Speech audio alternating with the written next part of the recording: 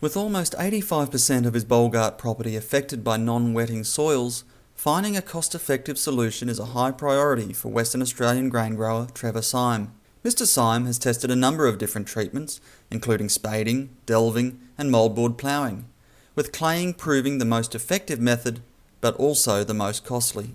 Well, clay spreading and spading is about $800 a hectare, and we've made that back in 2 years.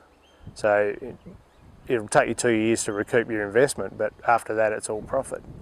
And you're talking, 1.6 tonne profit for the same inputs. Mr. Syme has been hosting trials supported by the Grains Research and Development Corporation, investigating the most cost-effective methods for treating non-wetting soils. The trials we've got here, we've got delving and spading, spading by itself, and a nil treatment. We've also got lime incorporation in that as well. We've got 0, 2 tonne, 4 tonne and 8 tonne of lime, just to see how far it will get down there. In a different trial we've got clay rate trial, 0, 250 tonne of the hectare, 520 tonne of the hectare, and with that also an incorporation trial with a nil treatment, offset disc, spading and rotary hoe, just to try and get the best incorporation. Mr. Syme's efforts have paid off, with the areas treated with clay almost doubling their yields and quickly repaying the initial investment.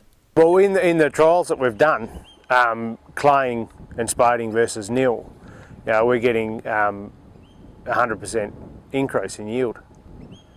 You're talking from 2 tonne in the non-wetting to 3.5 plus in where it's been clayed. So it's a big yield penalty by not doing something. Mr. Syme says different soil types seem to be affected differently by the problem. With this in mind, he is also looking to apply precision agriculture technology to match application rates and depths to his soil types. Used to clay whole paddocks, and then it was expensive and we didn't need to do all of it. So now we're doing the EM and radiometric surveying mapping, and that'll give us virtually a variable rate map depth to clay. And so we'll go in and we'll clay what we can't reach with the delver, and then we'll lift the delver up and down so we get the right amount of clay to the surface, or as much as we need. And varying all across the paddock. So on our auto steer screen, we've got a variable map there, and the driver just drives to the map.